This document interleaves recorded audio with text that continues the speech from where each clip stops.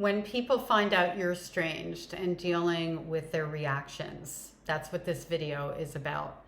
And before we get into it, I'm going to go ahead and read the comment that has inspired this video. Let's get into it, shall we? The hardest part for me was the shaming I got from people when I said I was estranged from my father. I wouldn't talk about him, which made people curious. They would find a way to ask about him. I would say that we were estranged, and I got unsolicited advice about how I should reconcile. Very rarely, I think it was only one time actually, was I validated. I used to work overtime to avoid any family questions whatsoever, or to be super vague. Like, I would not say, oh, I don't talk to my family, my relatives. I wouldn't say that I was no contact with my mother. I would just be like, oh, I just, like, I'd stumble and I haven't seen her, or we haven't seen each, I would just do whatever I had to do to get through that moment, including lie by omission, to avoid the judgment. Because I really believed that if somebody knew that I wasn't speaking to my mother, they would know that I was a bad daughter and there was something wrong with me. And this was before I started therapy in my mid-20s. I literally would do anything.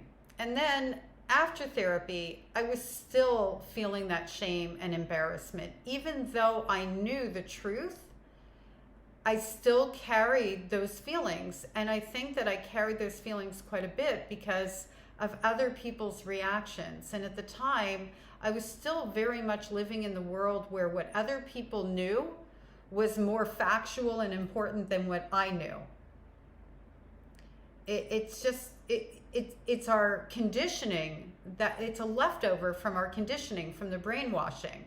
When you are raised in an environment from early childhood to watch everything that's going on around you and accommodate what's going on around you, you don't learn how to find a sense of self-importance, of value. You don't learn how to look at your own thoughts and feelings, process them, embrace them. You don't grow self-esteem because you know that you're just a shell of a person. As a child even, I knew that I was different. I knew that there was something wrong with me. I mean, my mother was telling me in all sorts of ways, including directly, verbally, all the time. So as a small child, everything that everybody thinks about me, their likes, their dislikes, whatever it was, that was truth and I was not. That was value, I had none. And so now, go through therapy and I'm estranged and I'm actually living a really good life. At the time, still am, even better now actually, because I'm on the inside out. I don't care what people think anymore, unless they matter to me. At the time, even though I was in a better place and a happy place, I still had that very deep wound and coping mechanisms to go along with the wound, or wounds, I should say. And like you, when I did start to disclose, and when I say disclose, I would just say, yeah, we're not in contact, or I don't talk to my mother anymore. I might go that far and say that. Now what I typically say is I don't have relationships with them. And if somebody presses me, it depends on who they are, because I don't owe them any information. What I say next depends on who they are and what I feel like disclosing. So anyway, going backwards, when I would disclose it, just like you, they'd be like, oh, but she's your mother. That's why it's the name of this channel. Or you only have one mother. Or, you're going to regret it. Or time passes and then it's too late. Why don't they ever say to the abusive parent, time passes and it's going to be too late when your child gets big enough to leave? I don't know. Doesn't that seem like it would make more sense? Anywho, see, there's only been one time where somebody came to my defense, and it happened to be somebody who has known me since the day that I was born. And it was her boyfriend at the time, a much older man. We're sitting at a table and somehow the topic comes up and he looks at me and actually starts to berate me. How could you do this? You only have one family. You only have one mother. Like, he really went after me. And I was like a deer in headlights. And this is only about 12 years ago.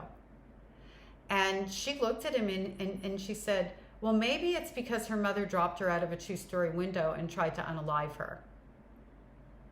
And he kind of bristled. And she goes, you shouldn't speak about what you don't know. It takes a lot for somebody to break away from their parent. And that's the only time I've been in a situation where somebody has defended me. It doesn't mean that I don't have other people that would defend me, because I do. It just happened to come up in that situation. The best part now, though, I don't need anyone to defend me. And you don't either. You don't have to engage with that. You don't have to respond to that. If you want to, I've got a few that I use. I'd be like, well, what do you think causes a daughter not to talk to her mother? When they pull the whole, but she has one mother. Sometimes I flip them with the 2-story window story. And that's not actually why I went no contact. That was the least horrific thing she ever did to me in my life. Literally. The emotional violence was far worse and took much longer to heal from. My arms, look, they're fine. My arms got broken in that fall.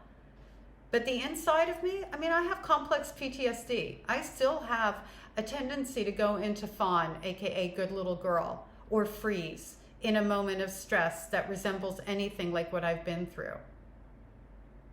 People are going to say stupid things. 1, they're uncomfortable.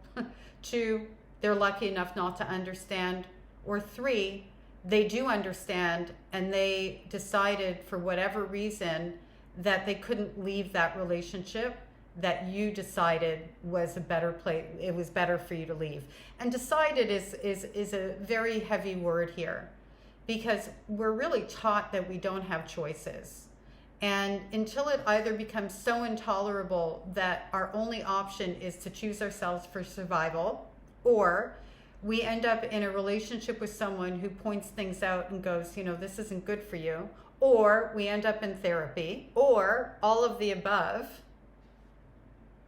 we don't leave. If we don't have something that helps us to make that leap, we probably wouldn't make that leap. I know that I left for my children. Would have I left anyway? I'd like to think I would have, but I can't say that for sure. I can't say that I wouldn't have stayed working for my mother's love, thinking it was actually there for my whole life. So I'm not judging anyone who doesn't find their way to find at least enough distance to heal to the point where maybe that person doesn't damage them anymore, or to the point where they recognize they deserve better than to have to navigate a traumatic relationship. And I pause there a minute, because I'm thinking a relationship that continues to create traumas to heal from. That's really where I was going with that. Not everybody ever gets to the place where they do actually leave. And so for the people who judge that, that's a them problem. It's not a you problem. I know it feels like it's a you problem, but you did what you needed to do. And if that person, your parent, your father, hadn't created a relationship where you were being hurt, I bet you'd still be in it. Because we want to have our parents, and nobody wants to be alone in the world, an adult orphan, grieving the living.